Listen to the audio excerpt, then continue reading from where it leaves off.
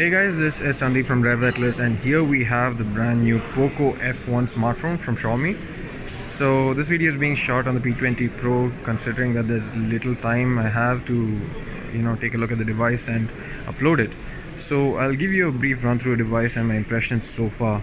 So this is quite similar to what you would expect from a Mi 8 kind of device in terms of the internal specifications and stuff. I would probably best call it as a mashup between a Redmi Note 5 Pro and a Mi 8. So up front there's a 6.18 inch IPS panel. There's a notch. It's a full HD plus screen.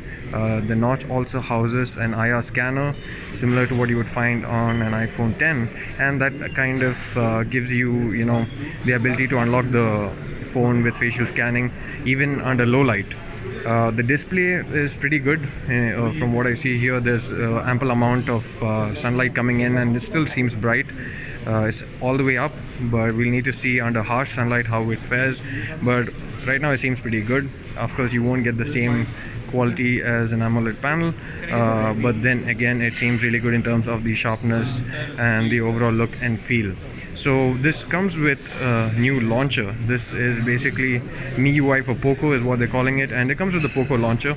As you can see, it's quite similar to a stock Android. There's an app drawer, but they've moved the search bar to the bottom.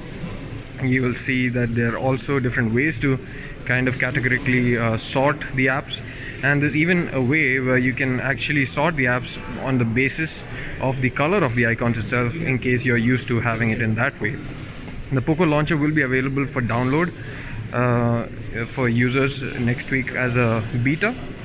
So now let's go and check the software version. As you can see, you can see the Poco Phone F1.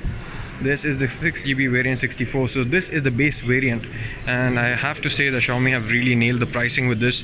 It starts at rupees 20,999 for the 6 plus 64 combination. There's a separate 6 plus 128 that'll set you back rupees 23,999, and a highest end variant with 8 plus 256 that'll set you back rupees 28,999.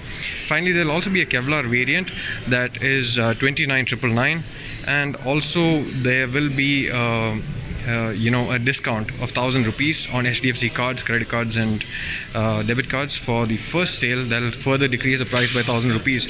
So essentially you're getting a Snapdragon 845 powered device. This is powered by a Snapdragon 845 for under 20,000 rupees, and that's really unprecedented. You'll see the Poco branding here, and this isn't glass, it's actually a polycarbonate design. So one good thing about this is that it'll be more durable than glass. Of course it might not be as premium looking or feeling, but I quite like the finish on this. The texture is amazing. This is the graphite version. There's also a red version that you can see the gentleman at the back is using. There's a blue version as well, and finally the Kevlar version, which is limited to only 8 plus 256 and will cost you rupees 29,999. So this is something that can be pitted directly against the OnePlus 6, considering that it has an 8 plus 256 combination. It also has a hybrid dual SIM card slot, so you can essentially expand the storage by another 256 gigs, which is something that the OnePlus 6 can't do. The performance is also apparently something amazing, considering that this has a Snapdragon 845 chipset and also has liquid cooling. So there's a copper heatsink inside here, which kind of maintains the temperature overall and makes it much better in terms of being able to consistently put out benchmark scores or gaming or whatever high performing tasks that you're doing. This is currently on Android Oreo, but Xiaomi ensures that you will get the Android P update before the end of the year, sometime during Q4 of 2018. Now at the top is a 20 megapixel camera. It actually has AI features as well and scene detection, just like the rear facing camera. It also has pixel binning that combines pixels into 4 different ones.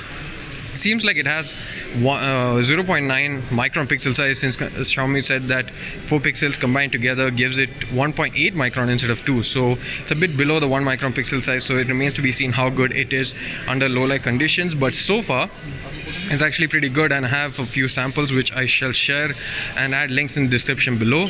At the back you have a 12 megapixel plus 5 megapixel combination. So 12 megapixel camera is a Sony IMX363, while the secondary sensor is a Samsung depth sensor with 5 megapixels of resolution. You have a fingerprint scanner here, facial scanning up front, and apart from that, this also comes with 4G plus technology. which essentially makes it better for networks on the go, and it comes with dual VoLTE support. This smartphone will be made in India, and this is the global reveal, so it will also be available in other markets shortly, but India is the first market. It will come on 29th of August.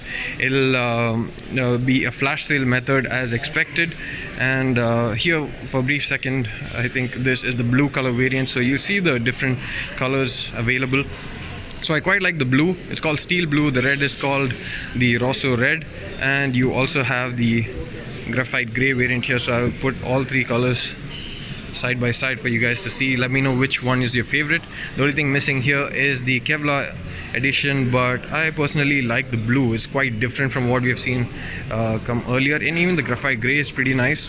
One major advantage about all these three colors is that they're all resistant to fingerprints, so it's not easy to kind of get fingerprints on the back of this thing.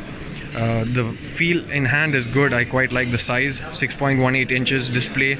It still doesn't feel too big, and like I said, this feels like a hybrid between the Mi 8 and the Redmi Note 5 Pro. If you notice, the Mi 8 actually had a telephoto lens combination, which I quite didn't like, considering that portrait mode is achievable even with the depth sensor, and the Redmi Note 5 Pro is a camera phone that definitely punches above its weight.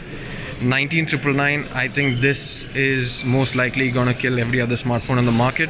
It's probably still too early to tell, considering I haven't done my review, but whatever I see right here seems really promising, and it's been a really long time since I've seen a device as exciting as this, and this will go head to head with the likes of the Honor Play, and while that is a solid device, it remains to be seen how exactly it can compete with this as well. So that's it for this video, guys. Let me know if you have any further questions in the description below. I'll make sure to answer all of them shortly. Thanks for watching this video. See you again in the next one.